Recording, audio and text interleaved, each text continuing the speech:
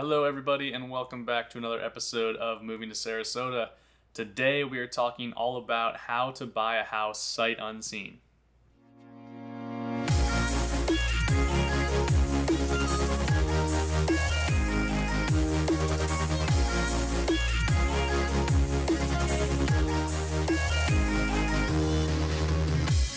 All right, everybody, like I said, welcome back to another episode of Moving to Sarasota. My name is Drew Beyer, local Sarasota, Florida realtor. And like I said, today we are talking about how to buy a house sight unseen. A lot of people are doing that right now, getting into the market from other places. They aren't able to come down here because stuff's going so quick. Market's kind of crazy. So today we're going to be giving you some tips about, how you can make your offer stand out on that, how you can kind of be more comfortable with the whole process, because I know it's kind of crazy to be across the country maybe and trying to buy a house without even seeing it in person. But they're going like this, so sometimes you kind of have to if you really want to get into a certain home or a certain neighborhood. But before we jump into that, if you guys would like and subscribe, would really appreciate it. It helps me out, helps me grow the channel. And also go ahead and click the description in the link below to the Facebook group, Moving to Sarasota Bradenton area. Got over 7,000 members now, going strong. If you have any questions about moving to the area or, how to do it or things to do, things to know, etc., go ahead and ask any question you have in that group. Either myself or somebody else will answer. A lot of helpful people in there, just an awesome community overall. So go ahead and join that. And without further ado, let's get into these tips for buying a house sight unseen. Alrighty, so the first thing you want to do, in my opinion, is connect with a realtor who was either born and raised in the area like myself or knows the area really well, has been down here for a number of years and truly knows it. I don't know if you're somebody who does know the area, if you've been vacationing here or been trying to move here for a while and you do know it and you've done some research, that's great. But I would definitely vet out the agent and make sure that they truly know, Sarasota, Bradenton, this whole area, and they're not just saying that. Maybe ask about certain neighborhoods and certain like landmarks and stuff like that. And if they seem like they kind of know what you're saying, or they don't really know, I'd probably kind of look at that as a red flag. However, that's the biggest thing for me is find an agent that definitely knows the area like the back of their hand and can really, take what you tell them and turn it into exactly what you want. And then secondly, on that, do your best to actually communicate everything that you do want in a home to your agent, because it's not the easiest thing in the world. I know from personal experience to have somebody tell you, this, and this, we want, whatever, it's a bedroom situation or a square footage situation or a pool, whatever it is. Effective communication is really key in these things, because it's super hard to, just convey exactly what you want over the phone and make it effective communication. So really do your best in coming up with either yourself or with your spouse or significant other or family members, whoever you're buying the house with. Make a detailed list of what your current home has, kind of the vibe of the neighborhood, what you're looking for, couple that with any research that you've maybe done about Sarasota or the area on your own time, and then kind of explain to the agent the best to your ability, what you're really looking for, and then they can kind of take it from there. So now those are kind of the things that I would do before kind of getting on the search.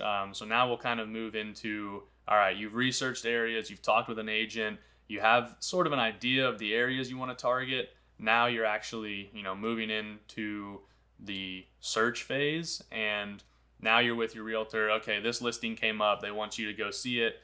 They think it's a good one. You agree. You looked at it online from the pictures. What's the next step? Personally, what I do with a lot of my clients and what I'd recommend is to have your agent, go out there and do a FaceTime with you.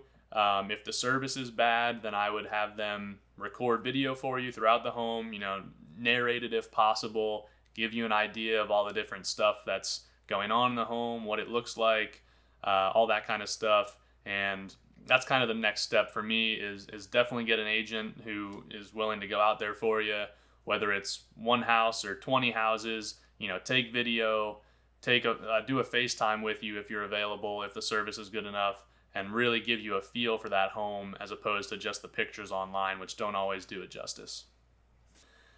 So now another thing that I really find helpful for some clients is when you're doing that tour, even if it comes through in video better than pictures, which it should, if you're not totally visualizing the space effectively, I like to ask for a floor plan, and then when you're back at your house, whether it's in another state, another city, wherever, take either some chalk or like some rope or something to be able, whether it's in your yard or in a big room in your house, and draw out a diagram of the room, get a feel for it, and that really helps, able to visualize the space and give you a better feel if you're not 100% confident in the size of the room or the size of the space as a whole.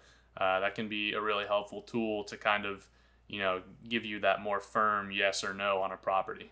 All right, so then another thing, we'll actually get into the filming part of it. Say you're on a tour with your agent, whether it's FaceTime or just him or her videoing for you. When you're going through a house, and this would probably be expressed to you by your agent beforehand, they should definitely go over this with you. The mechanical systems of the house, the appliances, the roof, the HVAC, plumbing, electrical, all that stuff, all the big ticket items.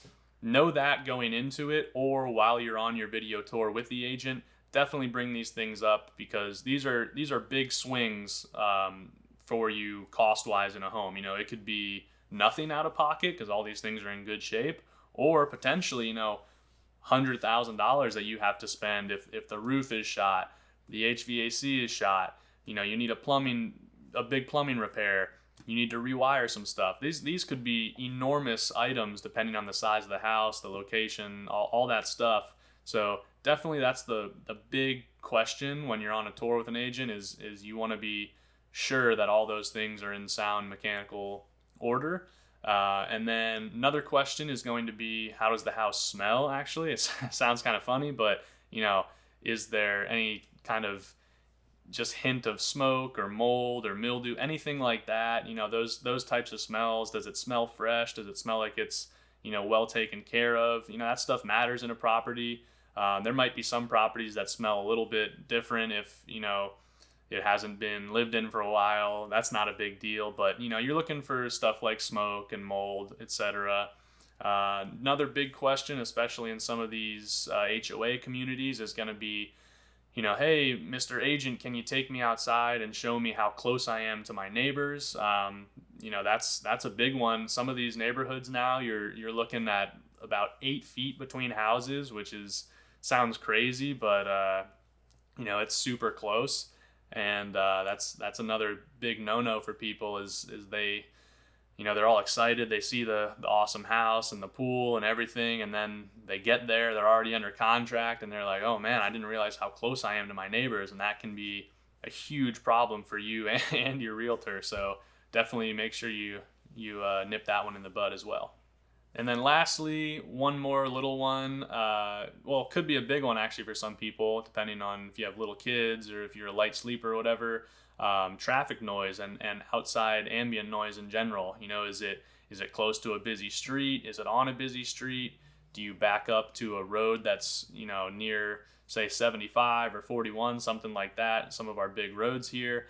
It could be extremely loud at some parts of the day, honking, traffic noise, etc. So, while the agent's walking around the house with you, just ask them, hey, can you hear the traffic noise?